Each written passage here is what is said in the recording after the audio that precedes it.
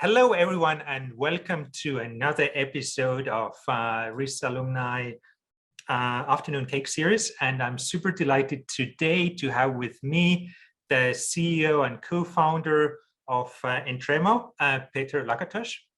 And he's an amazing guy. And not only that, he's changing and impacting many people in the field of healthcare with his devices that they are producing, and you will hear later in the episode. But he's also the alumni of our fellow EIT Alumni Network, EIT Digital.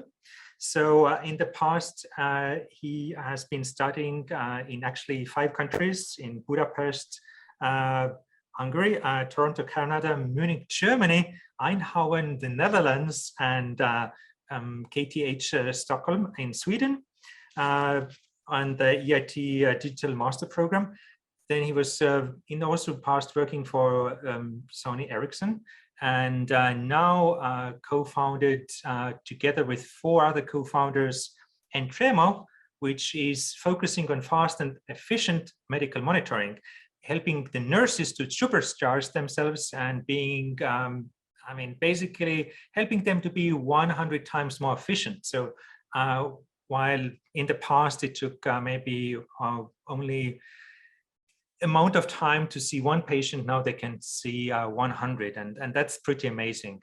They have been also winning awards. So in the past, they have been getting awards at Vodafone Digital, EU versus Virus, Hack the Crisis, and a number of other competitions. So I'm very pleased to welcome here today, Peter. Hi, Timo. Thank you for the very kind introduction. Really happy to be here and chat with you. So awesome. Maybe to get it started with the audience, considering that we have here probably quite some EIT-minded people watching us today. One of the things is like, how did you kind of got to the idea of looking at your background? You were studying digital things, and usually digital things maybe end up in fintech or, Bitcoin mining or some other maybe more lucrative areas. But how, while you were studying digital, you ended up working now in the field of medicine? Well, it just, as it turned out, it's also because of COVID. So when 1.5 years ago, when the pandemic has broken out, we got together with our co-founders and friends, and we were trying to brainstorm or think how we could find or quickly do something that can actually help the healthcare industry, which was, they were having challenging times still today as well, but especially in the beginning of COVID. And that is solely the reason that we decided to go with healthcare.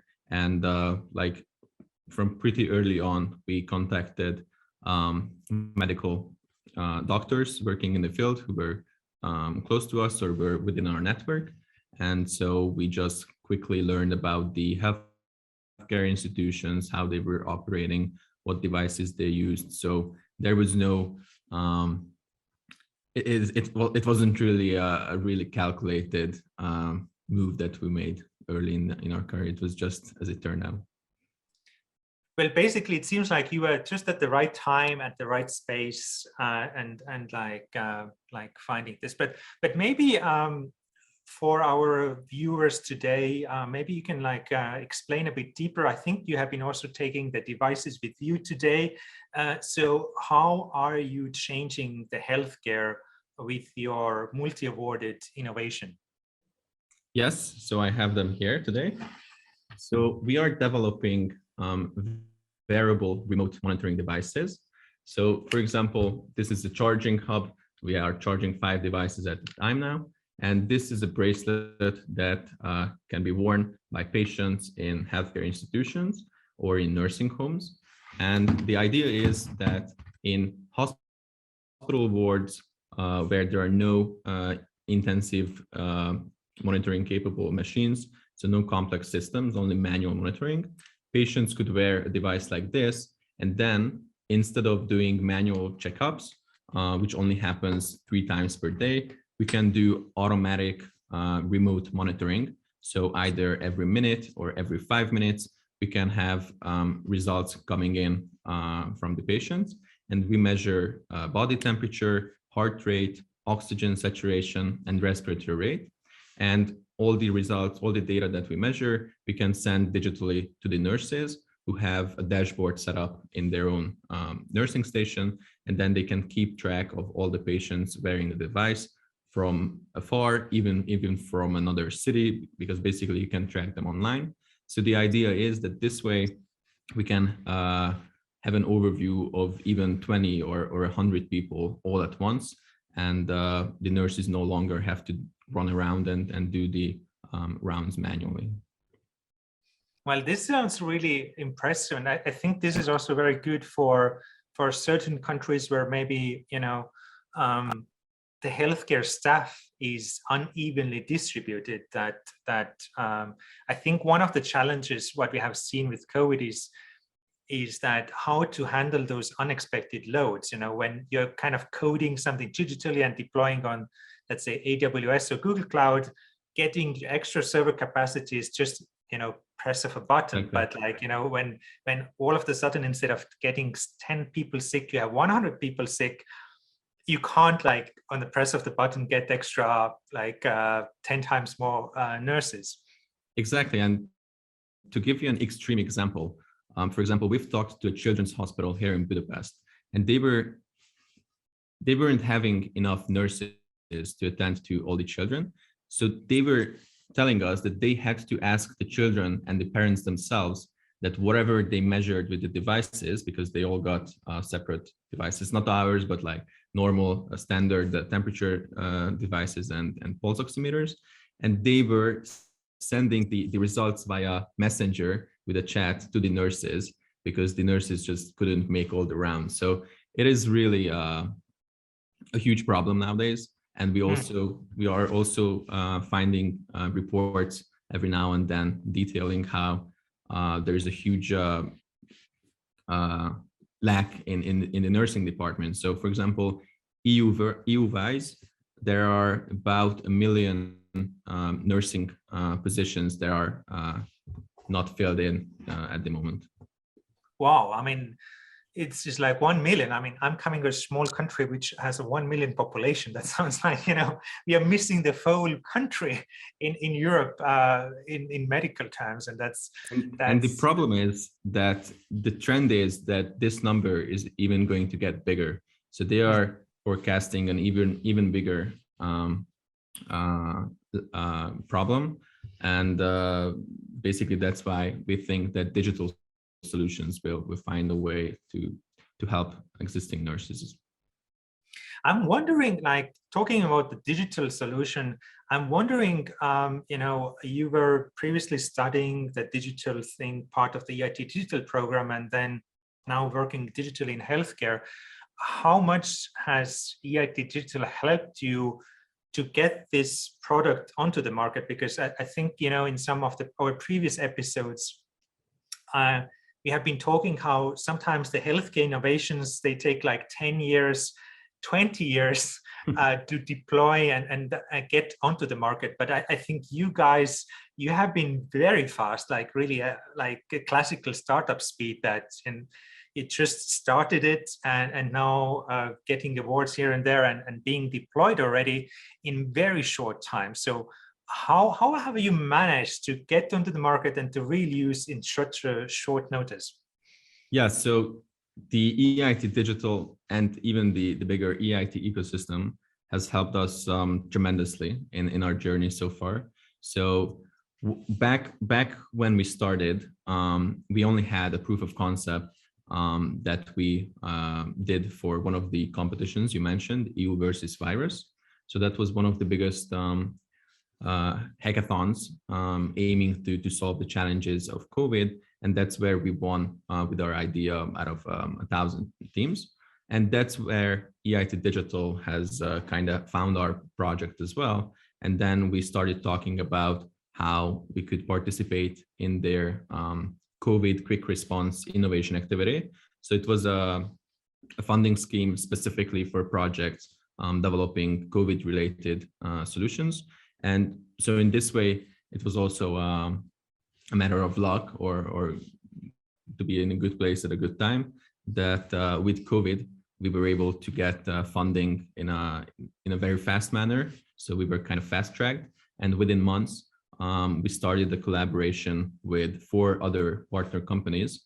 Also one of the biggest universities here in Hungary, ELTE, also a Dutch startup, and basically for 6 months, our job was to create the first MVP of the device, and this was mainly funded by EIT Digital. So we were operating with a budget of 500,000 euros. So even from the get-go, received quite a huge boost from EIT Digital, and ever since we are still working out of the office here in the EIT Digital Budapest co-location center.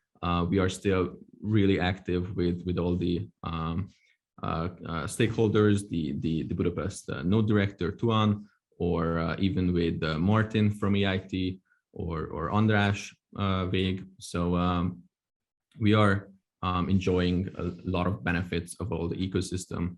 And for example, just a month ago, we got the opportunity to pitch our idea in person to the Commissioner for Innovation as well. So we've met Maria Gabriel online a couple of times, but now we had the opportunity to present in person as well, which is also quite helpful to us in a matter of different fields.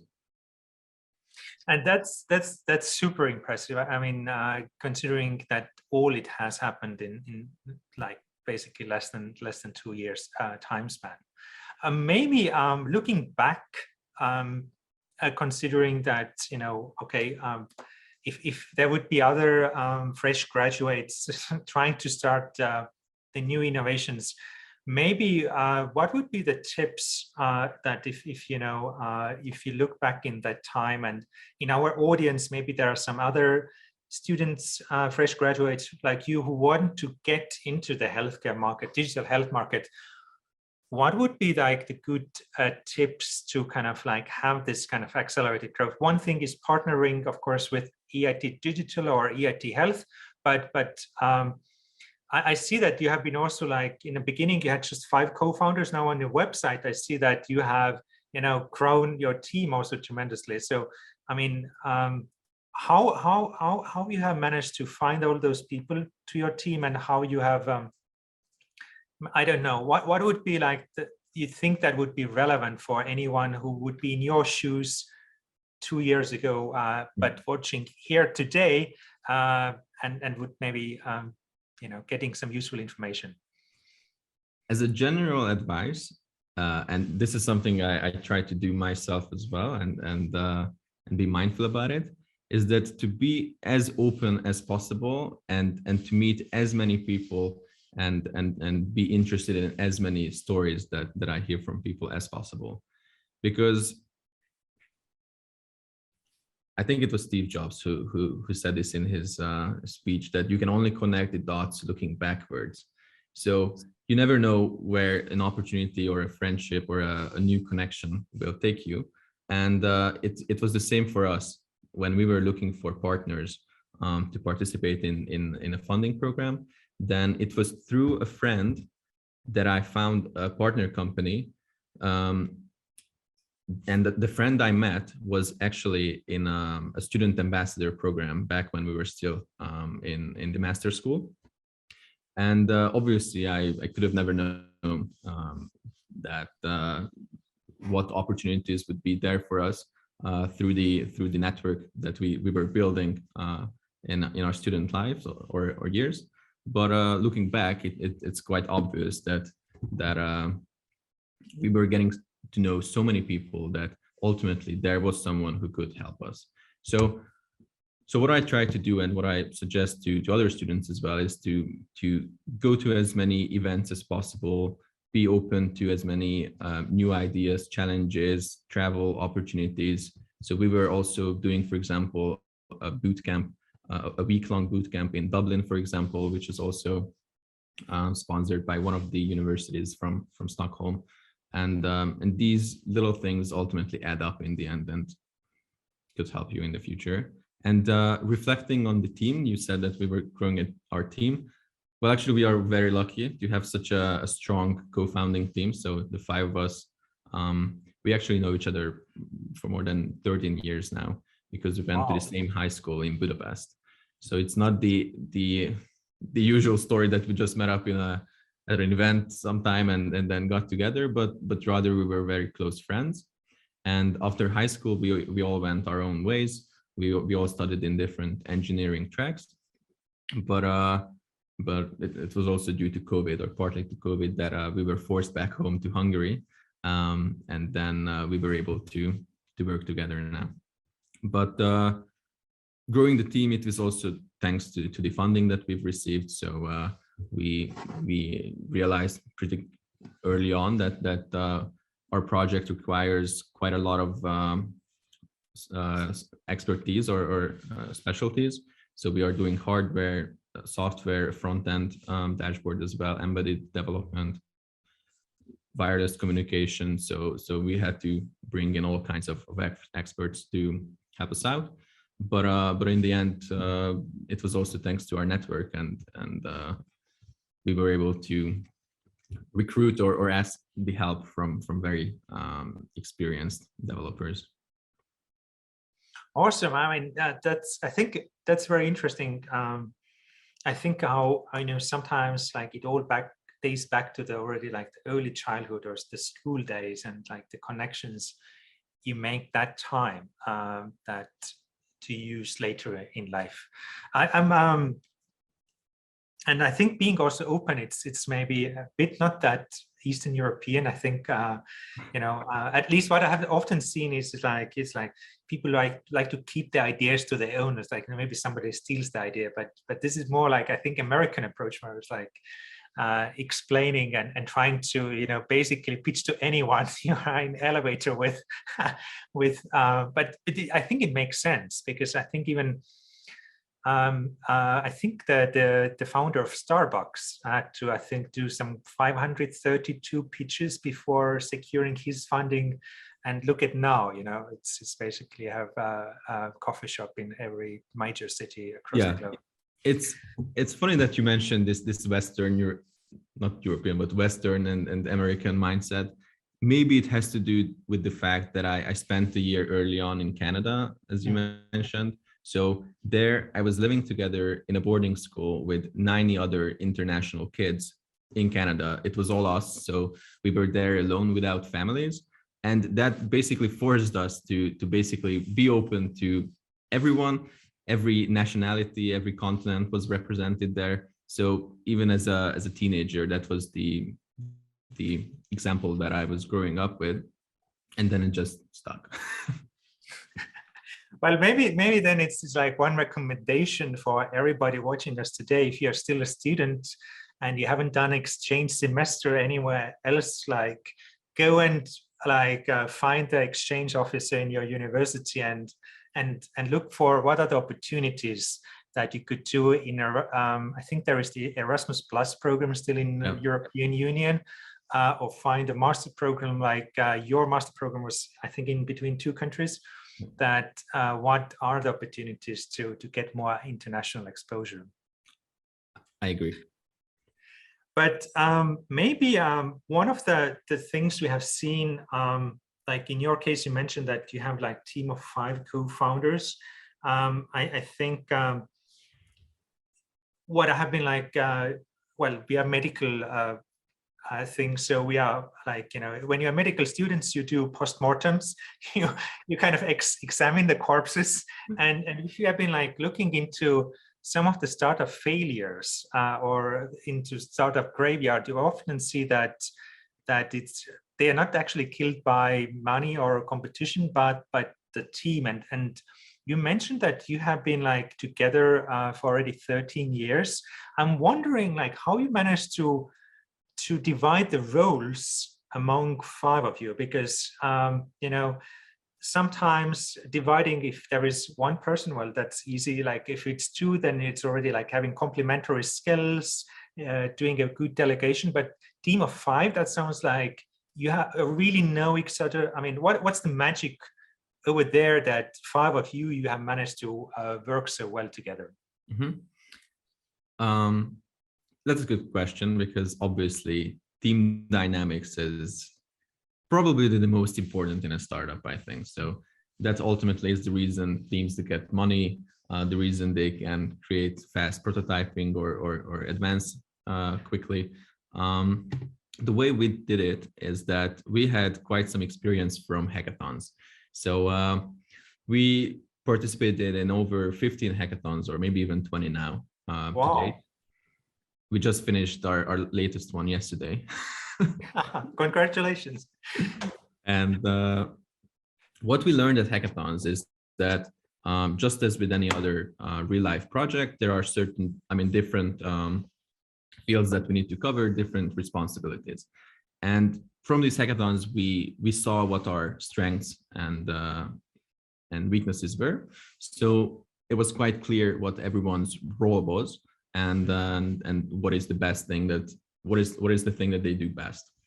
And in our case, since we have hardware development, we have designing, we have obviously the need to put together a business model, financial plans, communicating with external partners, investors, doing PR. There are many things that we can find to do, and we really have separate individual bubbles that we are all good at, and we don't try to go too much into the other one's area. So we are quite confident in everyone's skill, that whatever they do, they can do it quite well. And so in that regard, they are the responsible ones, and there is no hierarchy between us to say that someone is above the rest. So we treat ourselves as all equals, and each field has their head of staff. To be honest, yeah. Well, that sounds really good, yeah, because I think, I like hackathons as well, actually, and I think one of the things that I have sometimes seen that Europeans, we like to be very perfect in everything. But getting to perfection, takes time. It's like, yeah, I want to do like another 5 years research. In hackathon, I think you don't have that luxury of time. It's like 48 hours. That's it. It's just like there is a deadline, and you can't exceed the deadline, otherwise you're out. So I think it's very smart. So anyone watching us today, maybe like go also with your friends to hackathon, like Peter, and put yourself. I think it's a pressure cooker that. Exactly, because it teaches you that it's better to roll something out and show it to the public as early as possible than just do really hardcore development in your own closed environment and wait for it, or be afraid to show it to others because you think they will not like it enough, or it will have bugs or will crash. But that's also, I think, the American mindset, that just go out and show it to people as early as possible and learn from those mistakes and feedback that you receive. And I think in your case, the feedback has been very good. One thing I'm wondering, you mentioned that as you are doing hardware devices, and I think hardware, it's not just like, not deploying another instance of server right there in the cloud, but also getting these devices. I know a number of industries have been having challenges with COVID-19 and the logistics, how, logistic time spans have got like much longer, or certain parts are not available to whatever restrictions. How on earth have you managed to, get things done in this hardware space now when, you can't really rely on, I think, certain international, let's say, getting parts of your hardware from China or Japan, and how maybe some tips for hardware innovators that want to also deploy their gadgets, or they're like thinking of prototyping and want to get the hardware device in the market quick. that what are maybe some tips on that front? Well, to be honest, it didn't hit us that hard, but only because we are not at that phase yet that we have mass production and would need thousands or tens of thousands of parts. So we are still, so our device is not out on the market yet. We are still doing development because we are still doing the process of the medical regulation, and it will take time before we can release it to the market. But for us at the moment, at still prototyping phase, we can order the couple dozens or hundreds of pieces that we need. So it didn't really hinder our development. We even have like a stack in our office now. I think we stacked up 100 or 200 pieces of parts. So at the moment, it didn't catch up with us. And also for anyone starting out, it will probably be the same, that you can still get the parts in a smaller quantity. It only is more challenging when you have like a really complex supply chain and you already have thousands of devices out on the market. In your device, like, have you like designed it from really like ground zero, or you are like doing a bit more like puzzle, putting the pieces of a puzzle together that you already, there was like some kind of existing something that you deploy with a new software and adding extra features, or like in that sense, maybe how people can think that they can, like, you know, take bits and pieces and bundle it together and test it out as you have been saying that it's a testing and prototyping, or you have to be like really innovative by reinventing the wheel, so to say? It's really hard to reinvent the wheel. What we did, we started from scratch, so we didn't have anything in the beginning. Actually, at the weekend when we came up with the idea, we were still doing a proof of concept that was like a glasses shape that you could put on, the patient could put on their head. And but we pretty early on realized that that is not tangible in a real environment. It is not comfortable, and for many other reasons. And so we just went back to the drawing board, tried to think of all the ways and considerations we had to take into mind so that it's comfortable, so that you can sleep in it, so that you don't have to press any buttons. It works automatically. Obviously, it has to be compact. People need to be used to wearing such a device. And ultimately, we decided with the form factor of a bracelet, which is not too far from the people. And actually, with the arrival and rise of the fitness watches, people are getting used to wearing such devices that measure their vital parameters all the time. And then we have one of our co-founders is doing a lot of 3D modeling. And then we were trying to put all these considerations into a first design. And then we went from there on. We also worked with industrial designers to put together concepts for future generations, and also take into consideration the strap mechanism, for example, how you put it on, how an elderly person can put it on, how a person with dementia has to deal with it so that it doesn't come off too easy or they cannot take it off. So there are many things to consider. And then every week or every month, we iterate a little. But it's also important to mention that we read a lot of research. So we are looking at all the competitors, what they are doing, what the best practices are. So we are trying to educate ourselves as much as possible. Well, that sounds awesome, like in a way to have all those considerations, especially like I think the elderly patients that have been the most, you know, critical in times of COVID-19, like monitoring them and like if maybe there are some younger patients who are taking themselves the science manual, and as you mentioned before, like people are really using like Facebook Messenger to submit the vital signs the nurses that of course for maybe elderly patients it's like, you know, it's there on your wrists, and you don't have to think about it, and it will give the nurse the notification in the times of need.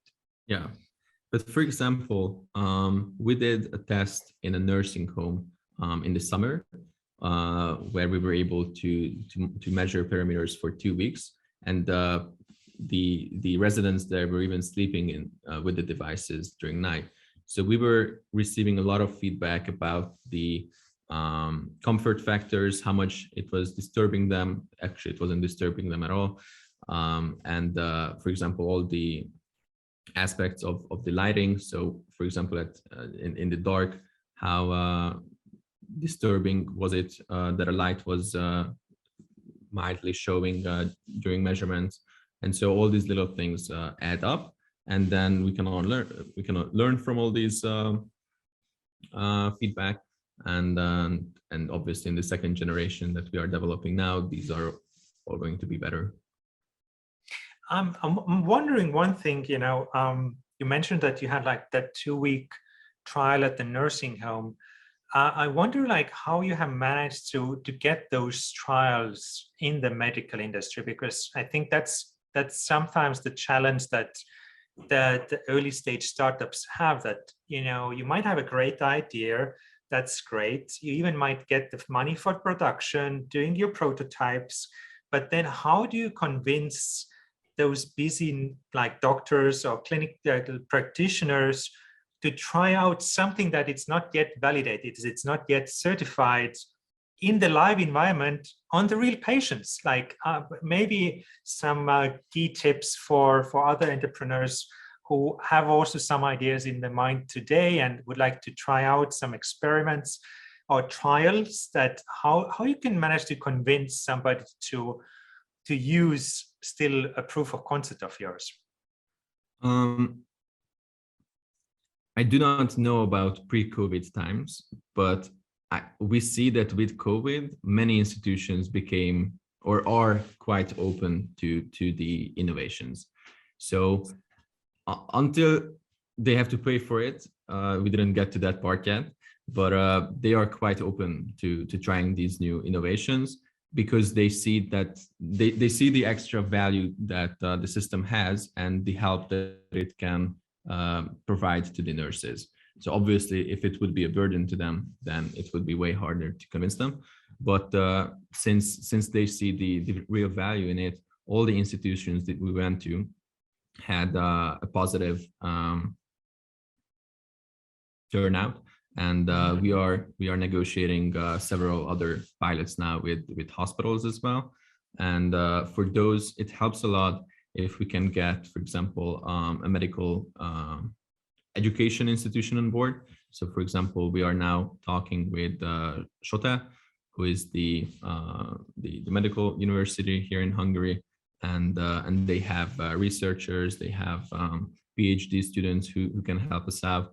And then we need to set up like a coordinated research trial. So that has to go through an ethical committee, and then we can start measuring on in a hospital environment as well.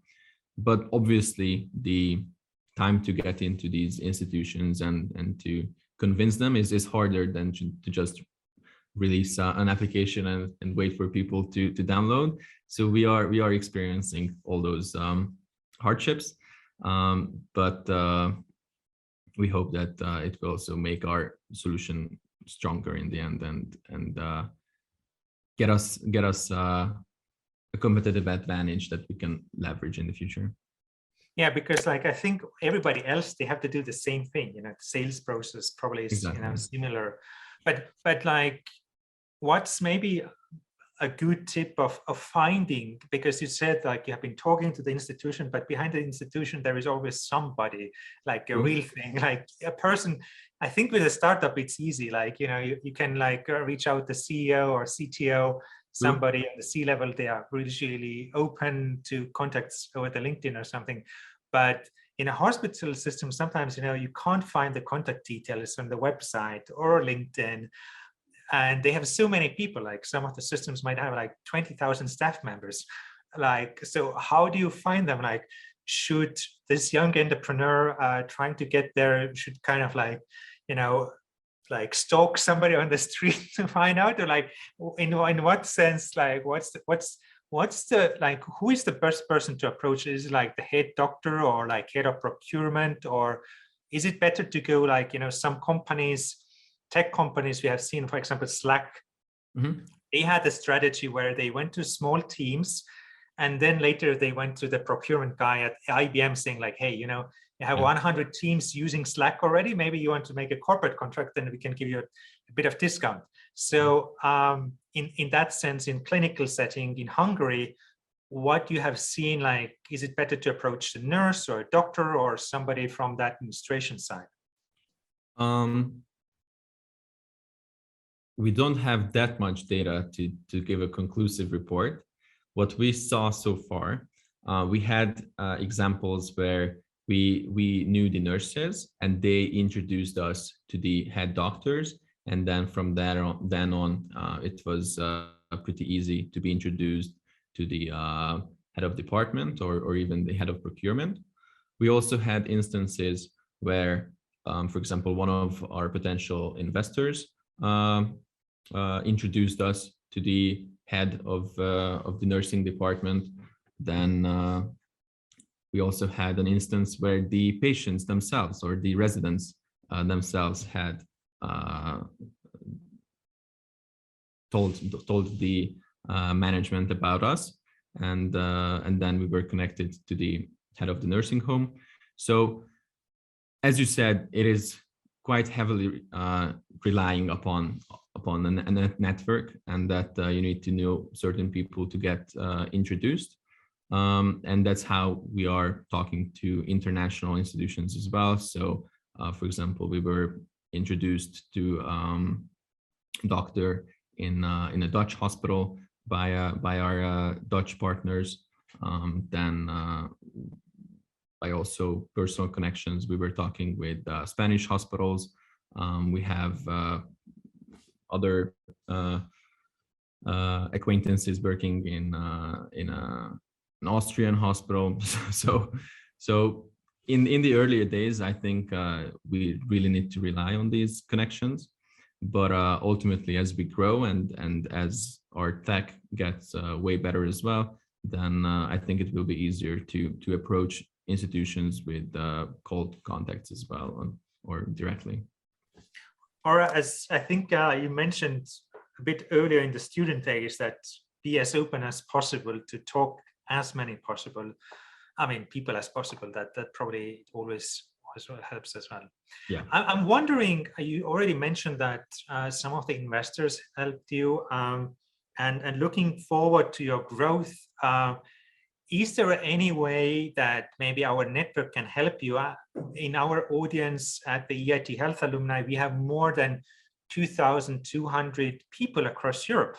So what is the help, like, you would need right now these days? Are you looking to hire some people with health background, fresh graduates that should go to entremo.com/jobs to find out the opportunities? Or are you looking for some next stage investors? That anybody who is listening these episodes today, hear out what people, maybe if you're listening us today, and now Peter will explain in the next minutes what help they need, maybe you can think, who are those people in your network that could help Peter and his team to scale up this amazing innovation of monitoring and helping out healthcare systems across Europe and beyond, to reduce the workload and to have better quality vital signs data right there on the dashboard. Thank you, Timo, for the call to action, or to get the audience to at least think a bit. Well, we are now trying to raise our next round of financing. So we are looking now for about 900,000 euros as a financing, and that's afterwards we can also grow our team and expand. So we are always looking for hardware developers, embedded system developers, and also medical advisors. And it's funny you should mention this, that it was just today that I read the article on Politico, which was also referencing the Adam, CEO of EIT, that there is the EIC fund or EIC accelerator that is working closely together with EIT, and they offer funds to European tech initiatives. But still the CE region, or the Eastern European region, is still very much underrepresented. But we are still considering applying to that accelerator as well, and well, we'll see what will come of it. Yeah, I think it's like there are those funds, and I think that's why also somebody in the audience, and that's a good thing to reach out the network that maybe also EIT Digital, or I know that EIT Health Network, there was a recent showcase of Data Medical together with Gascon of Ireland, where they secured a funding, I think more than 3 million euros. So through that instrument. So it's definitely possible, and there are like many great things and opportunities. So it's definitely a really helpful instrument for companies who have a way longer timeline to get to market and are development heavy in the early years, because well, yeah. Well, I think that's the case of the medical industry in general, that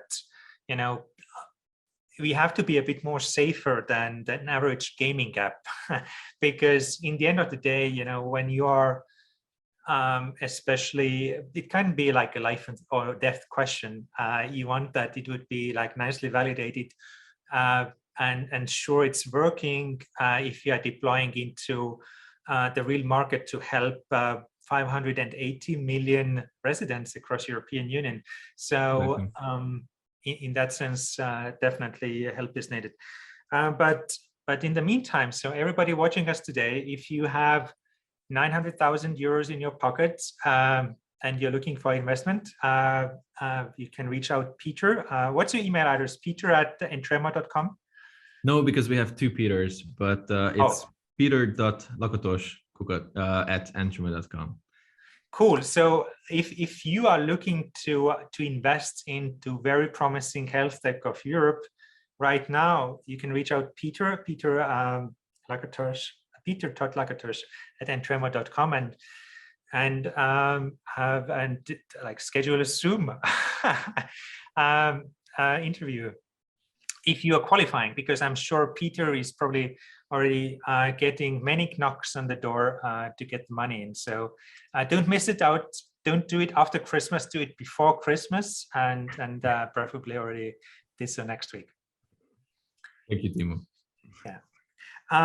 But before we wrap up, this has been, I think, a great session, and I hope every one of you watching us today have been getting inspiration to be more, so to say, Canadian.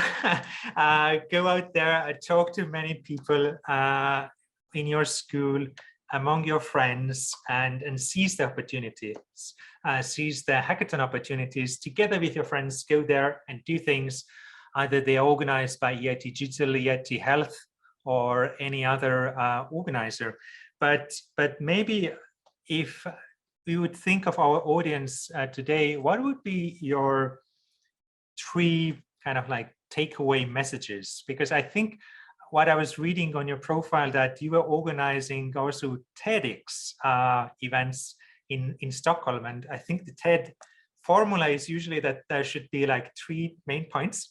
So really, I didn't know that. In order to make it memorable, we should repeat that.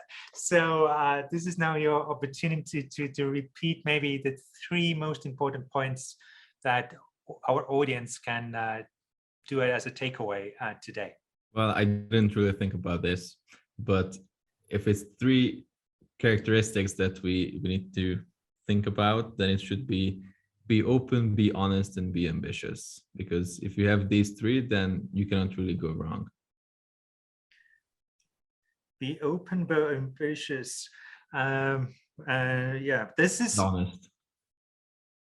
This is amazing, and well, I hope that everyone you're watching us today, you will try this out already still in 2021, and it will be probably and hopefully a foundation for the success in the coming year as well.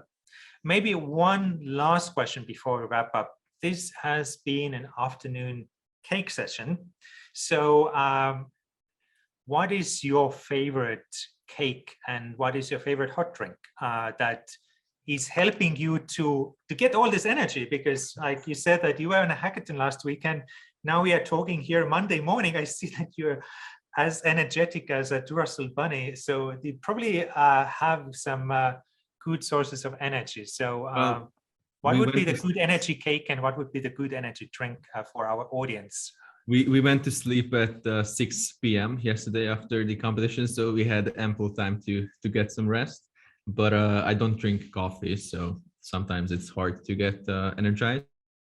But so as a hot drink, I would say hot chocolate. And then as a cake, one of my favorites is the Sacher cake. I'm not sure if you've tried it yet. It's an Austrian cake. It's like a chocolate cake with also marmalade in it. It's quite good.